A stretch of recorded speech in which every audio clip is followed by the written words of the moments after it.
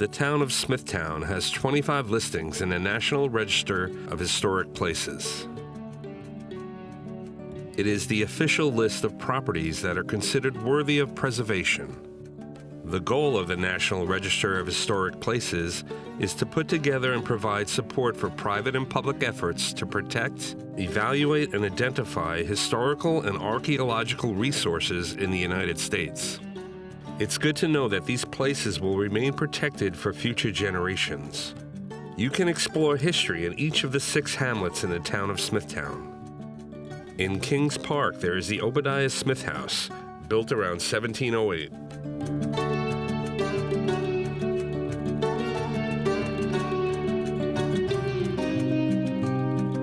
Smithtown has the Blydenburg Park Historic District and the Wyandanch Club Preserve. Descendants of founder Richard Smith lived in the homes found on these properties. The St. Patrick's Roman Catholic Church and the First Presbyterian Church are also listed in the register. In St. James, you can find Box Hill Estate, the summer home of Stanford White, famed architect of the day. The Mills Pond District includes 9 contributing buildings, including the Mills Pond House. The St. James District includes 21 contributing buildings, among them Deep Wells Farm, the General Store, the St. James Long Island Railroad Station, and the St. James Episcopal Church. In Hauppauge, the Hauppauge United Methodist Church is in the register. These are a few of the 25 properties that make Smithtown one of the most historic places on Long Island. One property that not everyone might be familiar with is the William J. Ryan Estate, now the Nissequogue Golf Club, which was added to the National Register of Historic Places in 1993. The clubhouse was designed by Bradley Delahunty, and construction started in 1929, not exactly an auspicious year to build a home. The history of the club is the Ryan family, who owned a publication called the Literary Digest, had this home, this magnificent building as a home, built for them in 1929. William J. Ryan was the owner and publisher of the very popular weekly magazine known as the Literary Digest. The Literary Digest was the current events magazine of the time and was widely read across the United States. Apparently, the magazine generated enough income so that Mr. Ryan could purchase an immense tract of land on St. James Harbor, hire an architect to design his dream mansion, and then pay to have it constructed during the Depression. If you have been in the clubhouse of the Nissequogue Golf Club, you have seen the house with its impressive entranceway, constructed with beautiful black and white marble, been awed by the sweeping circular staircase that leads to the 2nd floor, and been floored by the spectacular view off the back of the house. The building itself is actually still the home. The only change that's been made was there was a fire in the attic, and the fire caused some damage, and there was some insurance money that came to the club, and they used the insurance money and some other monies that members put in, and they built what we now call the Harbor Room, which is our ballroom. Other than that, we've basically maintained the home. The bedrooms on the 2nd floor, most of them are being used for offices at this time. We do maintain 2 sleep rooms as well up there. Members typically rent them for their out-of-town guests. We give them a key so they can get in and out of their room, and we give them a key to the front door in case they want to go out to the local restaurants or whatever they might have to do. The master bedroom is being used as the boardroom for meetings and such. The rest of the building is being used for dining rooms and meeting rooms and whatever we need at that particular moment. They did a wonderful job of building this place. It's built like nothing is done today.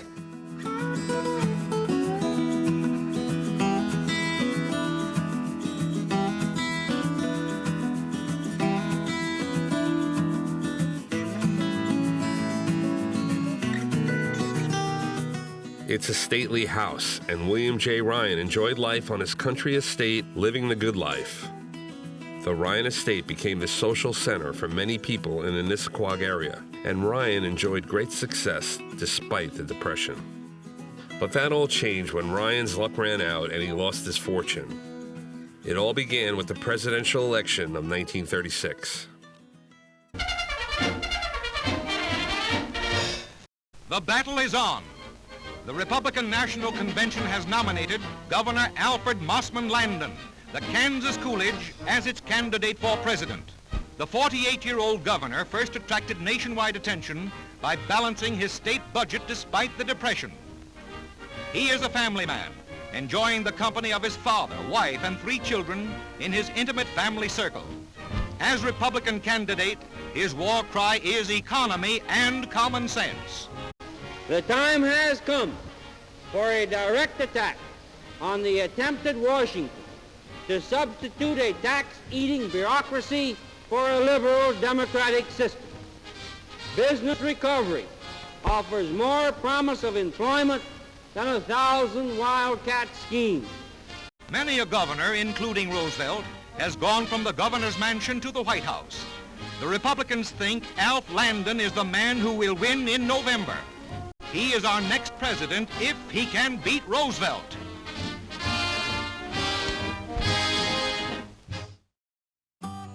Ryan's Literary Digest conducted a national poll to determine the sentiment of the American people. His magazine was one of the first in the nation to conduct such polls, and his polling methods had always accurately registered public opinion. His readership had come to accept his polls as infallible. The Literary Digest predicted a Landon victory in 1936. Much to Ryan's surprise and the consternation of his readers, Roosevelt won in a landslide in which the Democrats swept every state except Maine and Vermont. Outraged readers canceled their subscriptions, and the Literary Digest fell from its pinnacle of success. So did Ryan's fortunes. In spite of the disastrous turn of events, Ryan managed to hold on to his house in Nissequogue. Ryan's days of lavish entertaining were over, and he lived out his life in his unfinished mansion. He died there in 1966 at the age of 92. It was then that a small group of investors acquired the property, and the William J. Ryan Estate became the Nissequogue Golf Club.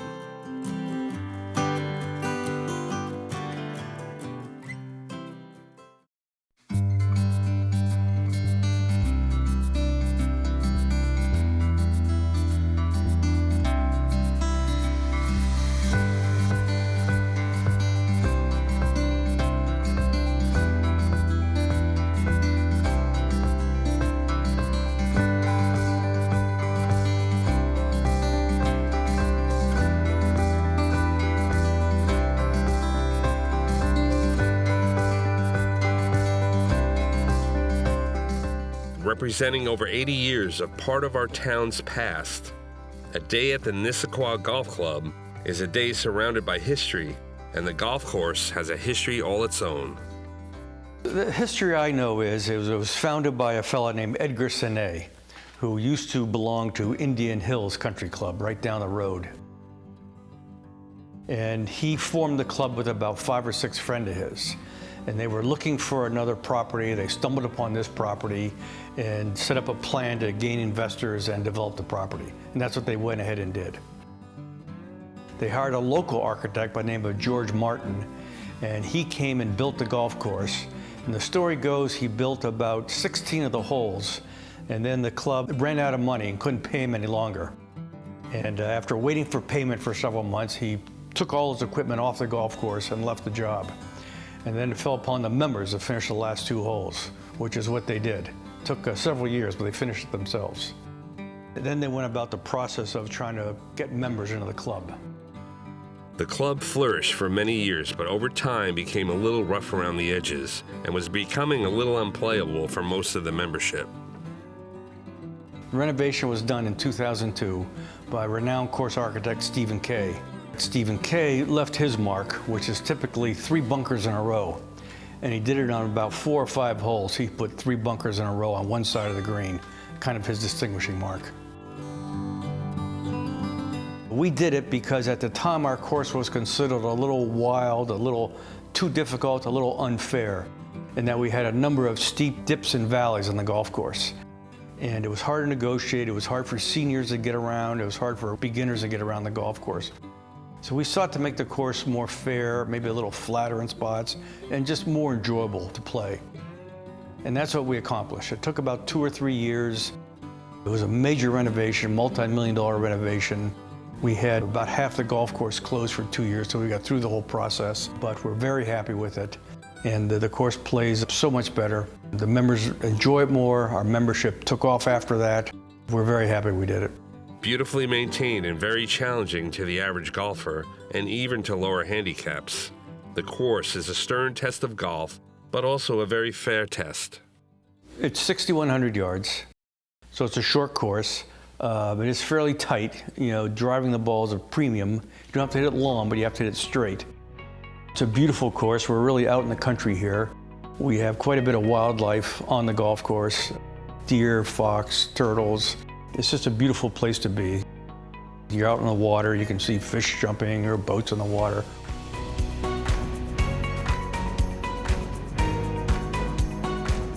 Greens are moderate to fast speed.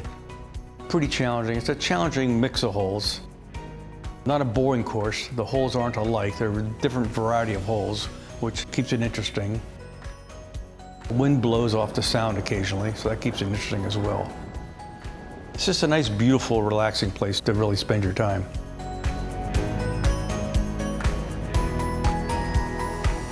The impression that people get when they play this golf course is that it's challenging. Some people find it a little bit difficult their first 1 or 2 times that they play it. Then as you start to get more familiar with it, it becomes a little bit easier. Still challenging, but not quite as difficult as it may be the first couple of times you play. As you drive in, one of the first things you're going to notice is that there are hills here. It's one of the nice things about the North Shore. We have hillier golf courses here. And as you drive around the golf course, obviously you notice the magnificent water views that we have.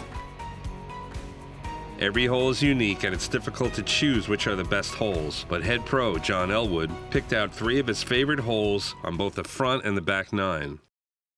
Second hole is one of our nicer holes. It's a long par 5, like 540 yards.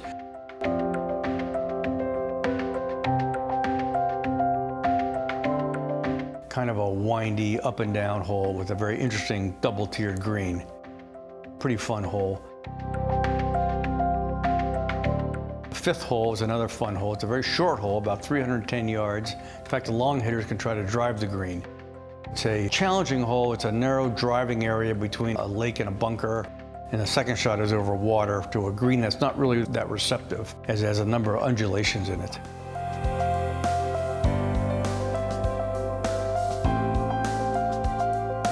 The 8th hole we redid this winter. So the hole has a completely different view than it used to have, and you can see the water on the entire hole.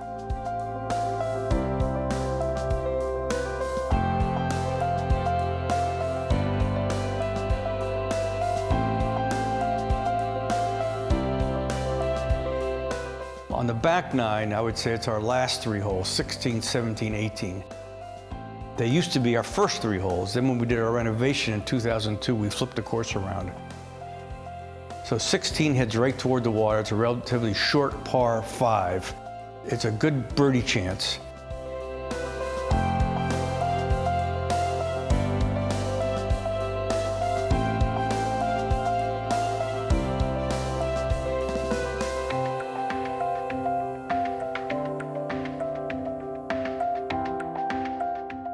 And if you get a birdie there, then you head into 17 and 18, 2 of our hardest holes. 17th hole, that's our hole right on the water. We actually hit over the water. It has an island green, and depending on the tide, it's completely surrounded by water. You know, it plays 86 yards from the women's tees and 204 yards from the professional tees. The wind blows frequently out there, so it's quite a challenging hole, especially being the 17th hole. It can kind of make or break your round. 18, it measures 399 yards, but the second shot is straight uphill. So it plays at least 50 yards longer. The tee shot is probably the most challenging on the golf course, with water on the right and a steep hill on the left. If you manage to get it in the fairway, then you have about 150 to 200 yards of a steep incline that plays quite long. In fact, if you don't make it all the way up to the green, the ball typically rolls about 50 yards back down towards you. So it's pretty challenging the last 2 holes. So you like to have a little bit of a head start on 16 going into those last 2. Holes 16, 17, 18, they have the real wow factor. If you're a golfer and if you don't like those holes, you're probably take up another sport. The course is beautifully maintained thanks to Jeff Hempel, the course superintendent, and his staff. The club also offers a complete practice facility as well as other amenities. We have a driving range, we have mats, we have 15 spots on the mats to hit balls. You can use all your clubs on the range.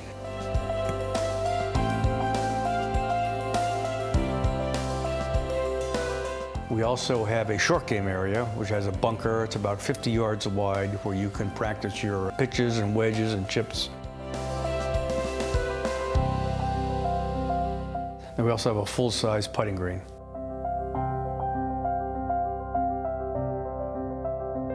The whole facility is right there. It's the pro shop, the bag room, the driving range is all right there. The cart barn's down below, meaning down our lower parking lot. So one of the daily chores we have to do is bring up about 60 golf carts up from the lower parking lot, and we stage the carts for the members. The club has a fully stocked pro shop. John owns and operates the pro shop. It's fully stocked year-round with seasonal and logoed goods, whether it's soft goods such as clothing or hardware for playing golf. Besides golf, the club also offers 4 tennis courts. There is a tennis pro, Justin Leibel. He's a fantastic tennis pro. They run a full complement of tournaments down there, everything from the member guests to the club championship to the Oktoberfest event, whatever they have down there. They have 4 courts. Justin gives lessons. They have an active lesson program, active junior program as well, and it's well represented. It's just something else the club offers. Tennis has been doing really well in the past few years. We've taken in several new members this year alone and hope to continue that. Right now we probably have about 20 tennis members, but we have about 70 members who are in the tennis program. So if you're a golf member, you and or your spouse can also play tennis at any time, and many of them do. Members enjoy dining at the club, social activities, and utilizing the club for weddings, parties, and golf outings.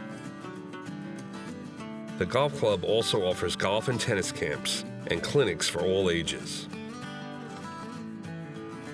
There are many private golf clubs on Long Island, but Nissequogue Golf Club is truly unique. So the thing that distinguishes Nissequogue Golf Club from many of the other clubs around, honestly, is our membership. People who join here enjoy each other, enjoy the club, and enjoy the staff. Barry Chandler, the general manager, oversees the operation of the entire club, a difficult job that he does with ease and class. And since we last filmed, the staff has had a few changes. After 28 years, head professional John Elwood has retired, and a new head pro, Caleb Wilson, has taken his place. Along with his enthusiasm, Caleb brings with him a contagious love for golf, and he's introducing the latest swing technology to the Nissequogue members. And for the first time in its history, the club has its first female professional, Carly Newman. Starter Jim Pfeiffer helps the golf operation run smoothly. The kitchen is led by Chef Joe Battalato. Chef Joe and his team delight the members with their culinary skills.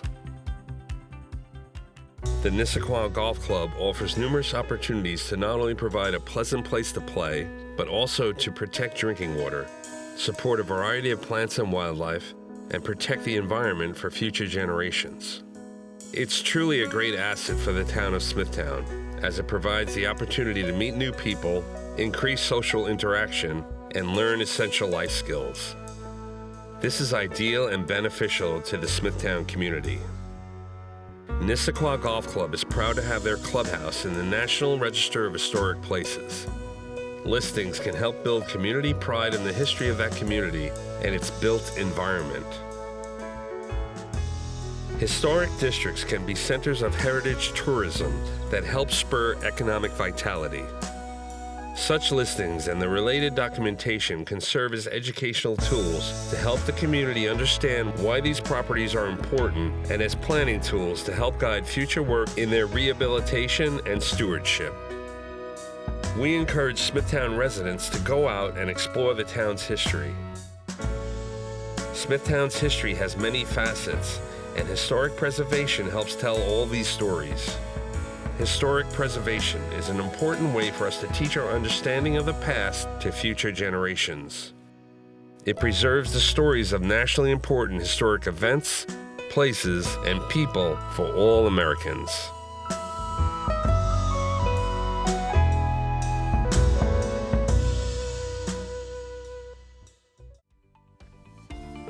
For Smithtown Spotlight, I'm Kenny Bernardini, and thanks for watching.